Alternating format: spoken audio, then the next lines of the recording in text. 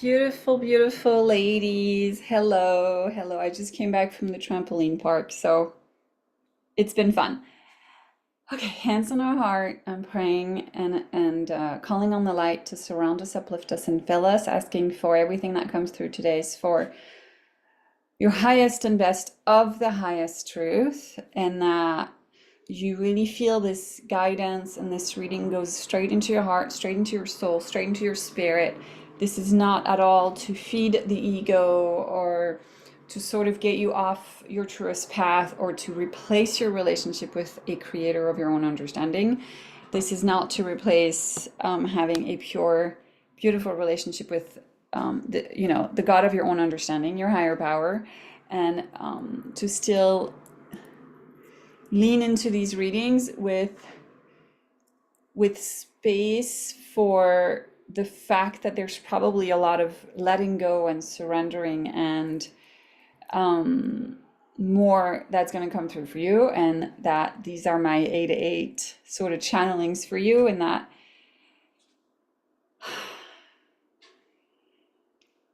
it's pieces of the puzzle, not the whole puzzle.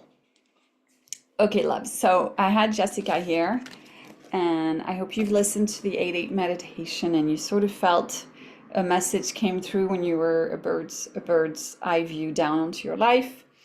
And if you didn't get a message or you didn't get clarity, just maybe do it again and stay open and maybe clear the chakras. Like if you ladies ever feel like, I don't know, I'm not getting really instant intuitive hits or clear guidance that truly feels beyond my thinking, my ping pong thinking. Maybe do the meditating with angels a couple times or the aura brightener just to get those chakras cleaned up, because they will really be your gateway to instant truths. Also, fear can sometimes get in the way. So if you're turnaround, just to get out of fear. And I shared something on the reading for Melanie, how to move out of deafness, worry, by absorbing it. It's the Gene Keys, and then it will move you into insight and into epiphany. So just a little muscle strengthening, like strengthening your intuition. All right, so I'm going to tune into Jessica. All right, I do feel you're really connected to the, like your crown is really open. I do see the light coming down. You're hesitating going way up into the light. I feel like you're staying on this frequency, receiving the light, but you're not going up into the light. So you can go up into the light and almost push it down further down. You can allow the light to help you on the earth plane. Right now, the light is like loving you and showering you with the light, but it's not coming down all the way to be like into the roots, into the earth, claiming it, affirming it, deciding it. I think there's a piece of you that still thinks that you've got to figure it all out. Like, oh wait, help me out, universe, but like not so much that I don't need to do anything. Like there's still a part in you, Jessica, who needs to be the doer, who needs to be the one who's made your life better directly by your actions and your achievements, which I understand is very empowering, but you're working with magic here, and magic is more like, I've allowed this to manifest and hands off. If it just happens on its own, I don't need to know how, like just let me be at the ideal end result, right? So we can call in an outcome, like finding your dream job. You can go and look for it and send out a bunch of your resumes. You can be on there every day asking and asking and asking and looking and looking and looking, right? Or you can just live in the reality that it's already happened, that it's here, and then it will just one day open up, right? So I'll give you a quick example. I was dating someone who had been asking and looking and trying to get land to start his own agricultural project. And it'd been like 10 years, right, of him calling to get land. In France, when you're a young agriculturer and you look for land, you get a special price. It's a special, I forgot the word in English, but it's like subsidized, okay? He meets me and I'm like, oh, honey, it isn't going to take you 10 years to find land with me. Within a year, he had found the land that he had been looking for at an ideal price, and he's been having honeybees on there that make a lot of honey. He's planted over 300 fruit trees. So he was doing, trying to call, and try to find land. And I'm like, I'm going to go pray that you already found the land. And I'm going to match your frequency with the fact that you have found the land and you're going to find the land. Like, I know I'm being a little like prideful with how, like, isn't it much easier than the way you've been trying to do it? Like, but I get that people are not trained in this and they don't get it and they still want to do it themselves, right? Like they still want to be the one who made it happen. And you have a little bit of that because that's just what we all grew up with, was go out there and get it. Like just do it, go get it. And it actually will prevent you from having it, because when you're looking and seeking, you're not in the frequency of having, you're in the frequency of seeking, which is an opposite frequency from having. So when I would pray for him and I would see him in a bubble of light, already having the land, I put him in the frequency of having. Do you guys get me? So it's very different from wanting. Wanting, you look. Yeah. So get clearer on what it would feel like to already have it. It was easy for me to visualize it for him because it would just, I could feel it, smell it, taste it. I mean, it's Provence in the south of France where I grew up. So I like had visceral, tangible ways to feel this into being for him. And it was a selfless prayer. When we're involved in the prayer and there's like, we're part of the prayer and we're kind of attached, it might be fun to ask someone else to pray for you and to visualize it for you and to see you have that ideal end result. And then you could maybe exchange prayers that way, because selfless prayers are answered much faster. Now, if you need to do that, it's a really good exercise, because then you would have to describe it to the point that the person would get it. So it's not like, oh, just see me with the love of my life. She'd be like, well, I need more info. Like, what am I praying for exactly? Do I see you guys out dancing? Do I see you guys buying your dream house? Do I see you guys going on trips around the world? Like, what am I seeing you at your highest, your happiest with this person? And then you're going to need to do some thinking or feeling or meditating and praying about what that actually looks like, okay? So that's really what breaking free is about. And I was going to give you my dolphin story of manifesting it quickly and easily without looking, without organizing, without paying. I just asked to swim with a dolphin, and the next day, I don't know if you guys heard my story. My boyfriend at the time came over with a kayak. He drove 2 hours with a kayak. He goes, I'm taking you kayaking. And I was like, no, you're not. I'm in the office. It's Thursday. I'm working. I'm not going kayaking, you know? But I felt like, you know, this energy kind of pulling me. I'm like, all right, let's go kayaking with the boyfriend on a Thursday afternoon. Like I had nothing else to do, you know? And anyway, the dolphin was there and I got to swim with him for over 30 minutes, 30 minutes, and it was incredible. So I didn't plan fly to Egypt to swim with dolphins. I didn't pay, like it was just, here's a dolphin. You need to be in the water with the kayak when the dolphin comes by and you're going to be swimming with it. And that is through the blessing ball of light. So I asked for it by seeing it. It had already happened. And I asked literally 24 hours before at the beach, close to where I saw the dolphin. So it's a crazy manifesting story, but people were there. My boyfriend was there. People were there, saw it happen. It was real time. So break free. Please unpack the part in you who wants you to do it yourself. Where, like when you make your to-do list and you make your goals list,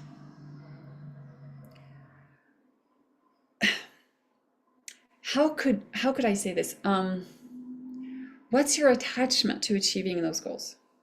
And what would it feel like to just see yourself at the end result and just skip all of the things you think you need to do? Because if you've been doing that for a long time and you guys, you know, you go, all right, I want to be a published author. All right, to be a published author, let's reverse engineer the goal. And you have like 20 steps. I honor that. Praise the Lord if you can actually do that. Like, thank God. Like, I cannot do that. I cannot reverse engineer goals. That just doesn't happen.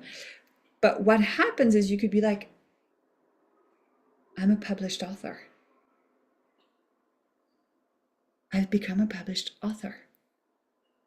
And you go to Barnes and Noble or whatever bookstores in your country and you're like, that's my book. That's my name. That's me, #1 bestseller on Amazon for my category. And then you pop Champagne Dance around and you're like, I'm a published author.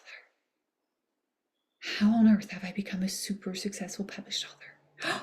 I'm invited to give talks. I'm talking in front of an audience about the theme around my book. Now you've literally, that's how I asked for the dolphin, by the way. That's how I asked for everything. You saw it, felt it, smelled it, heard it, let it go. Those are postulates. They're like, that's how you create magic. You're like, how have I manifested 6 figures in my bank account? Like, I have 6 figures in my bank account? What? Like that. Okay, that's how you ask for things. Did you guys know that? Did anyone ever pass on that code to you of how you manifest? That's literally how you manifest. It's like you have to see it though. So a while back I was like, I don't know what money feels like. How am I supposed to call in money? So the guidance was to spend more time touching it, keeping it, like actually having tactile money bills around, coins and bills, and credit card bills maybe close to my heart, seeing them at zero. You know, money is hard to kind of manifesting. The rain is easy because you can smell it, hear it, touch it. Manifesting money, you have to be more tactile with it. And again, money is one thing, but like, that's why I'm so good at manifesting boyfriends or lovers, or because it's so easy to like be like, oh, I'm wrapped up in his arms and I can feel it. I can feel the tactile kinesthetic like release and dopamine. Like that's super easy because it's so sensory. Manifesting skiing is really easy because like I can hear the skis on the snow. I can smell the air of the mountain. Manifesting clients is easy because I can feel it. Like it's a feeling thing. Yeah. All right, I'm done. So stay optimistic is really, that was you at the beginning of the reading when you were not letting the light all the way down. Okay. You were not claiming it as like, okay, I'm magical. Like, let's go. I am magical. And this is something I've thought about recently, through some of the things that happened to me this year. It was like, we either can just double down on 3D and just go 100% human, and you forget all about this world I just described, and you go after what you want through the human path of doing and hard work and figuring it out and hustling and reverse engineering your goals and working at it one day at a time, but you will miss that magic to it. You'll miss that, like, I made a wish and it came true. Or you go all in on magic. You're like, a year-long experiment, I'm going to fully believe that magic is real. I'm fully going to get behind this, and I'm only going to call things in through the light. And do I have to take guided action? Yeah, I mean, there are things I still do. Like the guidance was like, get on Tinder. I'm like, why am I getting on Tinder? Get on Tinder. I'm like, okay. And I got on Tinder, and anyway, that's how I met my current beautiful meditating boyfriend. But out of 5,000 guys who liked my profile, I went on one date, and it was him, and his initials are JC, which is hilarious. Now, he obviously, I'm not attached to him being my forever. That's not the point. It's more, I had been single for several months, and I was like, let me open myself up to receiving love. And then it was like, that's how it happened. So he's been a real beautiful, beautiful light in my world at the moment. So, all right, guys, that was it for Jessica. I think that was all I could tell you. Let me see if you have any questions on this that I can feel. There is your higher heart. So I don't know if you watched some of the other readings I gave to Lisa or Melanie, but there's a sense of your higher heart, your humble heart, your selfless heart coming through as well. And she's not attached to time. And this is a really important piece to it, you guys. Like when we make requests from the heart and we call things in, there is no attachment to time. We trust in this divine order of everything. It's like in this lifetime, at some point, I'm so deeply, deeply grateful that the house is paid for and my kids feel safe. And I'm financially stable and God's been providing for us. And, we go on the fun vacations and we are in a hammock hugging together and looking at the stars and we're safe and my kids are safe and we're safe and we're loved and we're in this really harmonious relationship. And I just know that at some point in this lifetime, we're heading towards that. Like this is manifesting. And I have zero credit card debt and I have more money coming in than I knew what to do with. And all of my bank accounts are filled like multiple five, multiple six figures. And I'm just so fucking grateful. And I don't know when it's going to happen, but I'm really grateful it has. And I see it as though it has. If you feel that selfless prayer, Jessica and everyone, you're in the frequency of like no self, no ego, no wanting, no pride. You're in the highest frequency. The more you live every day in that frequency, the more you're at that frequency, the faster you do end up at that end point. That I don't care when it happens in this lifetime, I'm swimming with the dolphin. Okay, because it was such a selfless, universal love prayer, it happened immediately the next day. Like the universe had to put together a friend who was like, I'll let you borrow my kayak today, the boyfriend to pick up the kayak, the boyfriend to drive over, and the dolphin to get the memo to show up that day. He's never there. It was down the street from where I had been living an entire year. And it's like, that was the one day he came. Like, right? How does that happen?